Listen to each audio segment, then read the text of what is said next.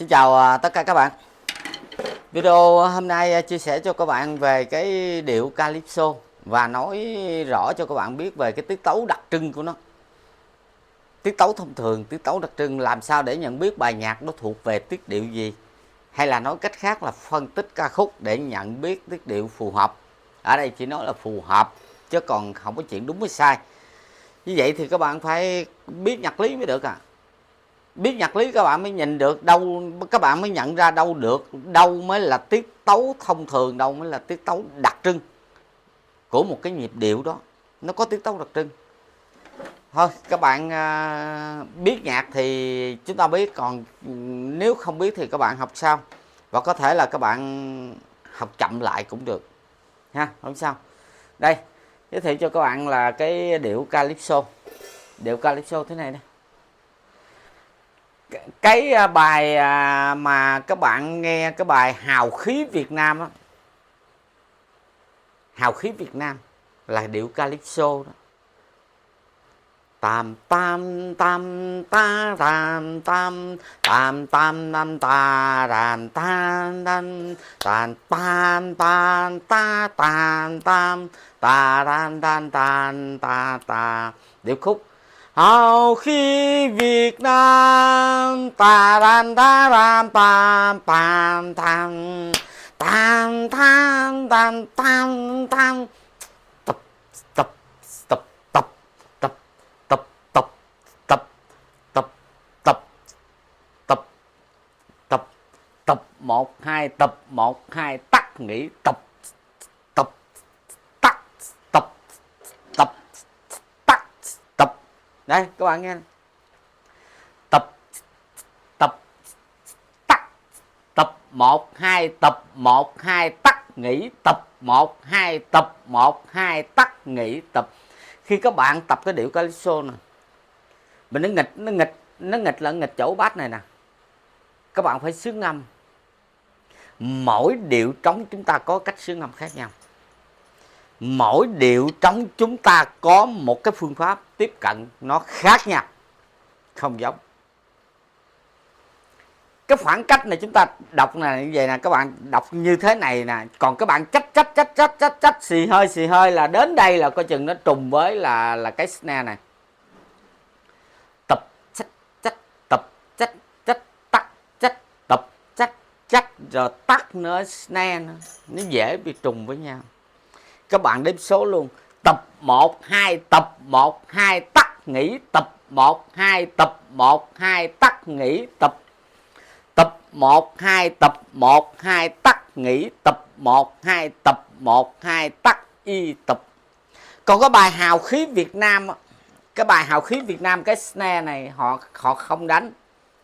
Đây, họ phối là họ không sử dụng snare này, nhưng mà ngay vị trí của snare này dời xuống đây. Dời xuống đây thành một cái bass luôn. Tập tập tập tập tập tập tập tập tập tập. Họ dời xuống đây, họ đánh luôn cái bass thành một cái bass cho nó mạnh mẽ luôn. Vì cái loại nhạc á, cái bài Hào Khí Việt Nam nó thuộc cái nhóm nhạc như là nhạc cổ động nha các bạn. Nhạc cổ động. Nhạc cổ động, các bạn nếu mà có bên mà tuyên truyền văn hóa, các bạn hiểu cái từ cổ động ha. Cổ động kêu gọi, cái dạng á, kêu gọi quần chúng, kêu gọi tập hợp á, quần chúng, cái nhạc của cái cộng đồng á, đó thuộc cái nhóm nhạc cổ động, chứ không phải là cái loại âm nhạc thưởng thức để giải trí, không phải cái loại đó vậy. Không phải. Đây, đánh cho các bạn nghe nè, cái Calypso thế này nè.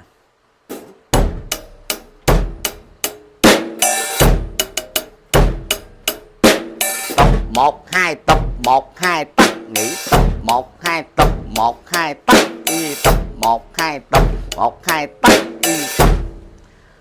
Còn cái bài Hào Khí Việt Nam á, cái bài Hào Khí Việt Nam ngay chỗ snare này là được dời xuống đánh bass.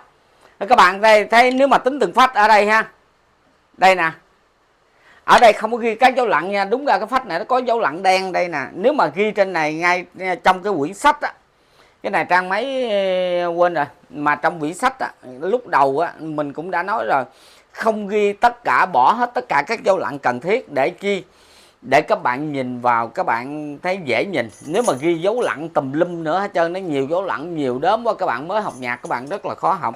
Cho nên cái quyển sách này để dành cho các bạn để học là bỏ các dấu lặng. Tuy nhiên khi mà các bạn làm bài tập trả bài thế này thế khác, làm bài tập thi rồi đó, thì các bạn phải ghi tất cả đầy đủ các dấu lặng để tránh cái chuyện sai chính tả về nhạc ha.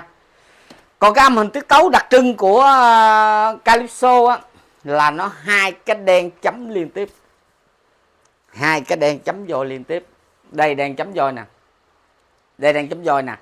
Nếu này ha, nếu đây á, nếu mà ghi một bè nha, thì ở đây sẽ là đen chấm nè, ở đây sẽ là đen chấm nữa, ở đây một đen, đây đen đúng à, đây đen chấm.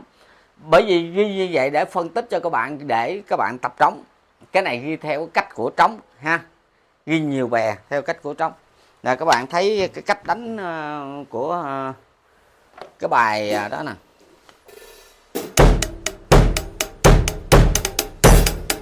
Tam tam tam tam tam tam tam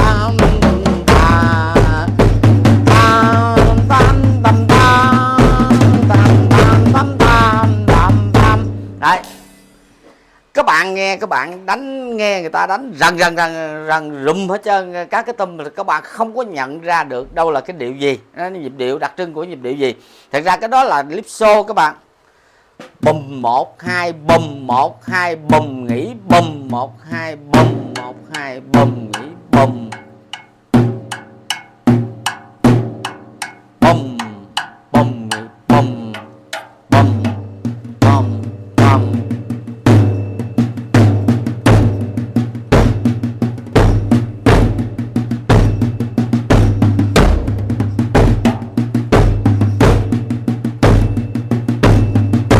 Đấy, cái cách đánh vậy các bạn, thì nó cũng là tiết tấu đặc trưng của Calypso ha. Vào bài, bởi vì cái nhạc này là cái nhạc cổ động, cho nên là họ đánh mấy cái tum ha, cho nó hào khí, nó mạnh mẽ. Còn thí dụ như nếu là cái bài đó là một cái bài dân ca nào đó bình thường thì chắc không ai mà đánh như thế ha.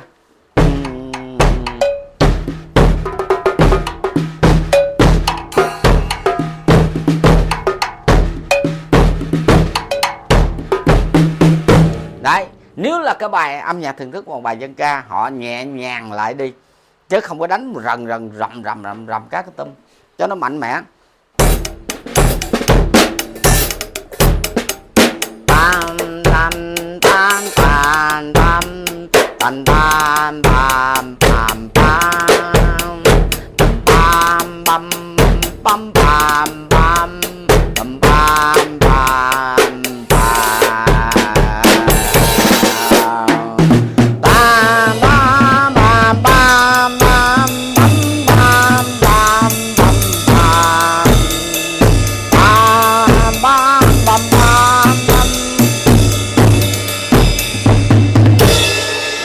Cái cách đánh vậy thôi các bạn. Thì các bạn nghe rõ ràng cái tiết tấu, âm hình tiết tấu đặc trưng đó vẫn là hai cái đen chấm liên tiếp. Bập bập bập bập tập tập tập tập tập tập. Các bạn nào mà có học nhạc mới nói các bạn được là hai cái đen chấm liên tiếp là các bạn hiểu. Còn nếu các bạn không học nhạc á, không biết nhạc lý thì các bạn chắc là bó tay cái vụ mà nói hai cái đen chấm liên tiếp, các bạn bó tay. Các bạn chỉ nhìn trên cái âm hình tiết tấu như thế này thôi các bạn biết. Còn một bài nữa là cái bài Đất Nước Là Ru á các bạn. Mẹ Âu cơ từ xa xưa đi khai thiên lập địa, pam pam pam pam pam. Đấy,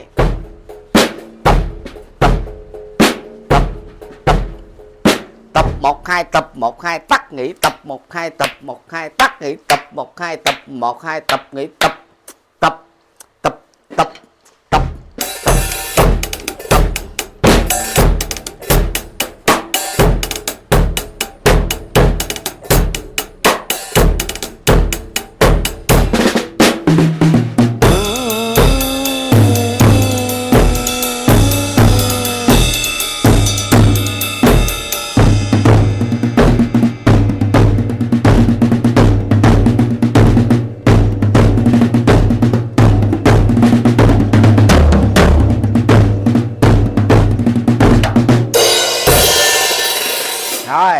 Rồi như vậy các bạn, nếu các bạn chơi cái calypso này được á thì hai tay các bạn, nếu một tay á, các bạn đánh bụp 1 2 bụp 1 2 tập nghỉ tập 1 2 bùm 1 2 bùm nghỉ bùm 1 2 bùm 1 2 bùm nghỉ bùm 2 bùm 1 2 bùm nghỉ bùm 1 2 bùm 1 2 bùm nghỉ bùm 1 2 bùm 1 bùm nghỉ bùm 1 2 bùm.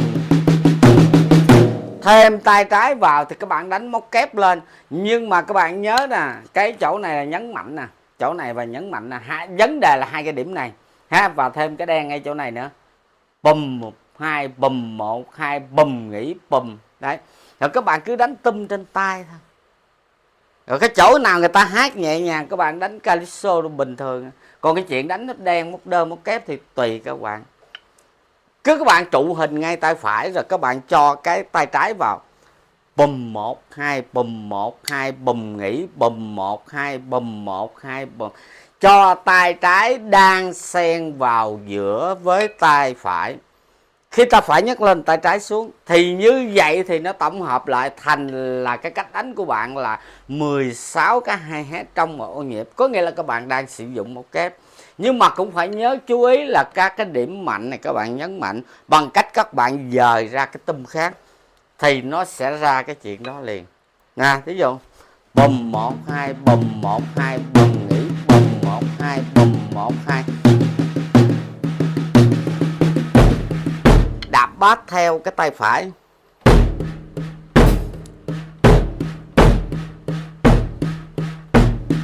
Đấy, rồi lúc này các bạn có thể là đánh 3 tum trầm hoặc 4 tum trầm hoặc 2 tum trầm, 1 tum trầm thì tùy thích.